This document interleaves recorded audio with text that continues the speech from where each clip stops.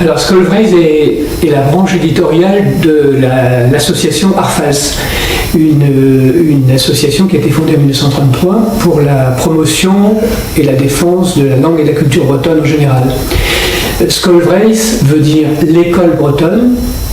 C'est donc cette branche pédagogique qui, au départ, produisait des ouvrages à vocation pédagogique pour les enseignants. Et à partir des années 1980, nous avons sorti des livres plus grand public, destinés à un public curieux de mieux connaître son histoire en particulier, mais aussi la géographie. Et la géographie numérique dont nous avons parlé aujourd'hui, eh bien, c'est justement un de ces éléments, un de ces aspects que nous avons développé avec Pierre-Yves Lerin et des dizaines d'autres chercheurs et universitaires bretons. Skolvreis publie des dictionnaires aussi. Alors, Skolvreis donc, a une gamme assez importante dans son catalogue. Hein. Nous avons actuellement à peu près 150 titres disponibles et nous publions une vingtaine de titres par an. À peu près 20% de nos ouvrages sont en langue bretonne et le reste donc en français. Le fonds de commerce de la maison, c'est d'abord l'histoire, la fameuse histoire de Bretagne et des pays celtiques, qui a été tirée à ce jour à plus de 130 000 exemplaires. Ce sont aussi évidemment des ouvrages de géographie. Ici,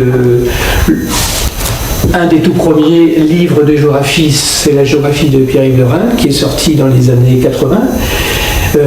Ensuite, nous avons publié l'Atlas de Bretagne. Et enfin, une géographie et aménagement de la Bretagne, qui est maintenant disponible sur le net, avec une version moderne, c'est-à-dire une mise à jour qui est disponible donc sur le net. Donc c'est un livre numérique. C'est un livre numérique si on veut. Ça se consulte donc très facilement. Il suffit d'aller sur le site de Skolvreis, de cliquer et on a à disposition donc ce livre avec les cartes tel qu'il a été publié dans les années 1994-95. Et ce qui est intéressant, c'est qu'il y a également des articles mis à jour, mais ça je crois que je vais donner la parole à Pierre-Yves qui s'en est occupé et qui est le maître d'œuvre de cet ouvrage. Donc Pierre-Yves, vous avez repris un ouvrage qui avait été publié en 1994 et vous avez rajouté donc en 2014 d'autres éléments, en particulier sur la mer et sur l'environnement. Oui, je voudrais donner quelques indications sur la genèse de cette publication, parce qu'elle s'inscrit dans une continuité d'efforts pour mettre à la disposition des enseignants d'abord, mais aussi des acteurs de la vie sociale et économique,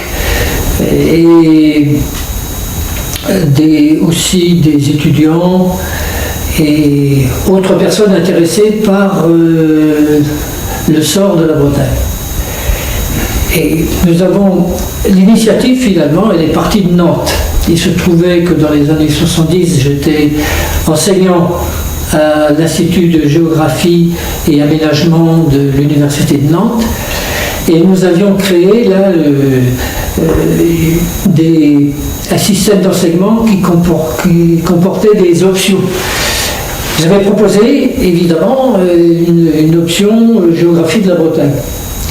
Et en associant à mon idée quelques collègues.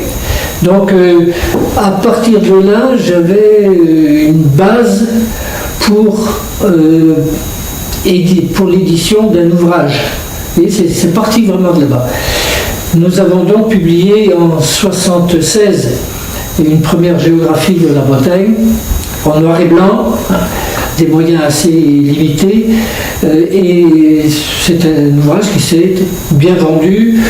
Je ne sais pas quels sont les... Je ne sais pas si tu t'en souviens. C'est des tirages qui ont atteint très facilement 5000 exemplaires. Hein. Ça a été réédité ensuite sous une autre forme et ça a été tiré à 10 000 exemplaires. Donc pour ceux qui font des livres de géographie, ce sont de très bons tirages.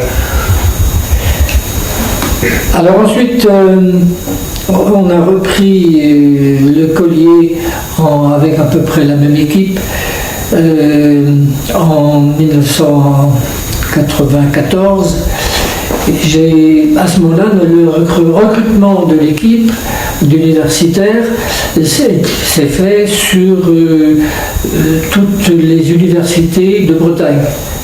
Donc on a eu des Rennais, des Brestois, des Nantais, et à chaque fois j'étais responsable de l'équipe, coordinateur. Donc ce ne sont pas mes ouvrages, ce sont des ouvrages qui sont collectifs et qui sont faits dans un esprit associatif. C'est-à-dire que pour que les éditions Skolvreis puissent travailler, eh bien, il n'y a pas de droit d'auteur. Et j'ai toujours trouvé des universitaires qui étaient d'accord pour fournir des chapitres de l'ouvrage sans avoir de droit d'auteur. Et ça, c'est assez remarquable. Ce que je leur disais, c'est: je vous offre l'occasion de faire connaître à la population bretonne vos recherches. Vous avez l'habitude d'écrire dans des revues scientifiques, alors là, il va falloir faire un petit effort d'abandonner le ton scientifique et les notes surabondantes pour faire quelque chose de plus simple. Et de cette façon, vous allez vous rendre utile à la population, à la communauté régionale. Et c'est une forme de discours qui est très bien passée. On a toujours recruté des gens sur leurs seules compétences, c'est-à-dire que je ne leur ai jamais demandé quelles étaient leurs opinions politiques, etc. On a écarté tout ça pour faire un travail collectif.